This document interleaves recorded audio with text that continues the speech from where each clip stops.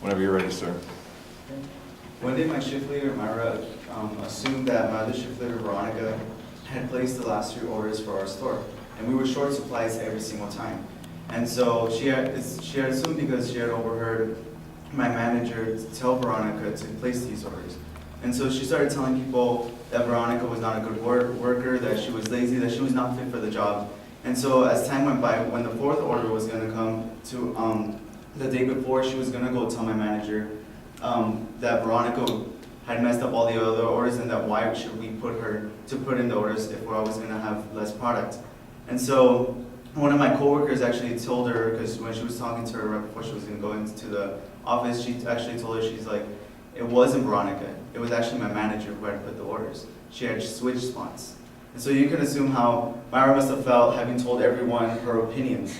And so she did this because she was misinformed and she had gone on assumptions. Today I want to talk to you guys about ISIS.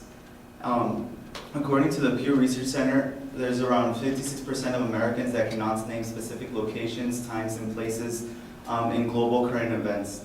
And this shows that we are not as informed as we could be. And if we become more informed, we can be better teachers, better police officers, better lawyers, and we will also be making better voting decisions on laws and legislations, and this will push our nation forward. And so today I will tell you 3 things about ISIS. I will tell you the origins of ISIS, I will tell you the people who make up ISIS, and lastly I will tell you their beliefs and ideologies. So first, I will tell you about the origins of ISIS. ISIS stands for the Islamic State of Syria and Iraq, and is also known as ISIL, which is the Islamic State of Syria and the Levant, Al-Sham. It depends on who you talk to, and the name evolved through time, first as IS, then ISI, which is the Islamic State, and the Islamic State of Iraq, and then now to what it is, which is the Islamic State of Iraq and Syria. They started off as a Sunni Islamic extremist group. They are a branch from the Al-Qaeda group. Back in 2011, when the U.S. troops had left, this group, the Al-Qaeda and Iraq group, was actually left with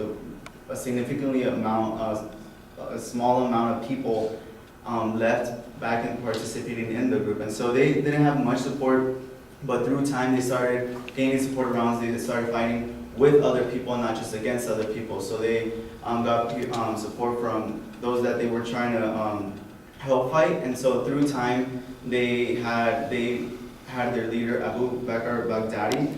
And so later on in 2011, that same year, he sent some of his men to go aid rebels in Syria trying to find the Shia government. And so this also helped them to gain popularity among other groups and other peoples and other cities.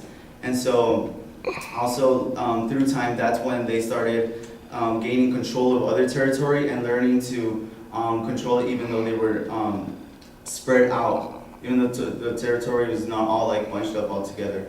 And so later on, also in March 2013,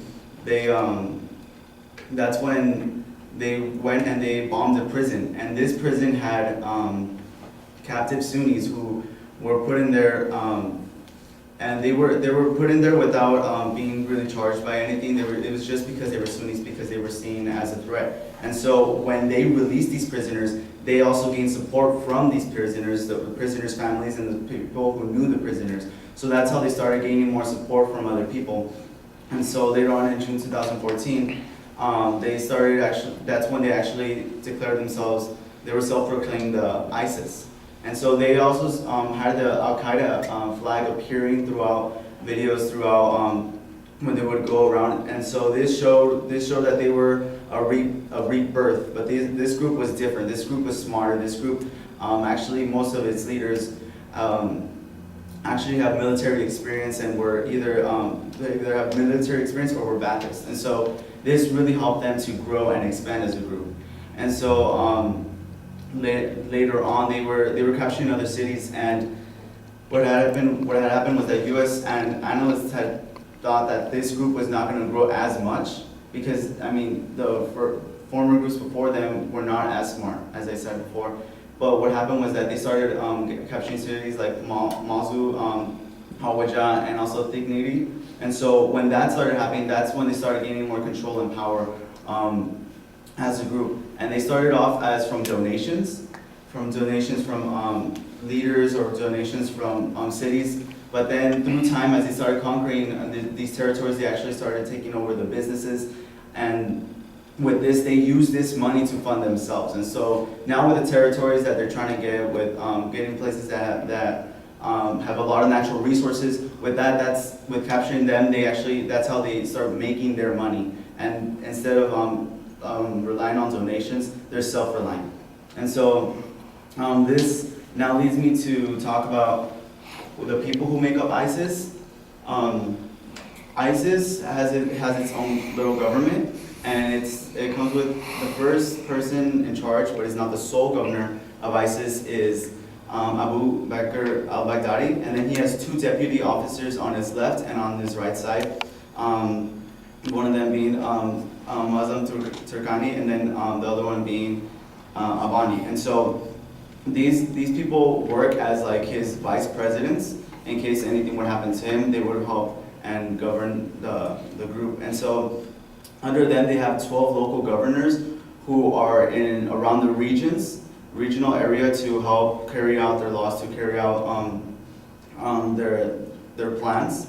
And so when they go and meet, they also have the Sharia council, which makes sure that what they're doing is following Sharia law and is following what the Quran says. And so they also have around 8 million Iraqis and Syrians around and that are in their conquered territories.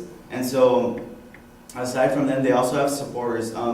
It's an estimated about 15,000 foreign fighters that are actually from China, Russia, even from America, who have gone over there in support from them. And so this is a group that is growing, that is getting a lot of support. And so now this leads me to what their beliefs are.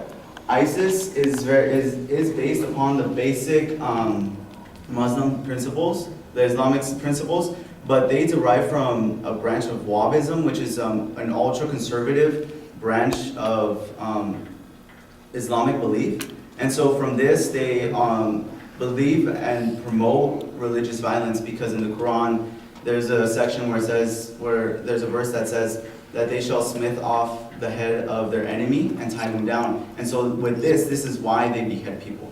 This is why they believe it is okay. This is because they were told by God that it was okay to do this, and that's why they promote it. And this helps other people, their prospects of supporters, to see and be like, okay, they're following through with the Quran, and it's just being in similar connection with those people. And so they believe in that. They also want to have ethnic cleansing around their region area, and so that's what they want to do. That is why they kill the people who there do not follow their laws, who do not follow their beliefs.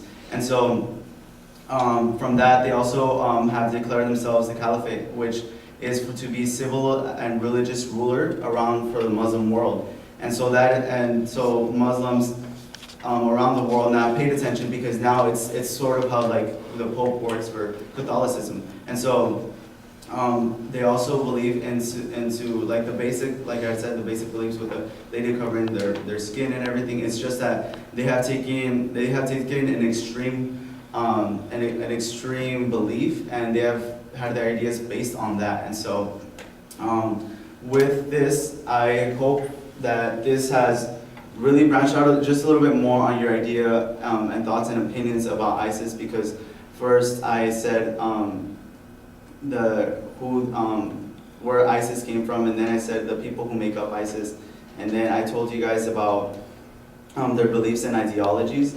And I hope that, just like Myra, you guys don't go back and misjudge someone or have wrongful opinions based on faulty evidence, and I hope that you guys push forward. Thank you.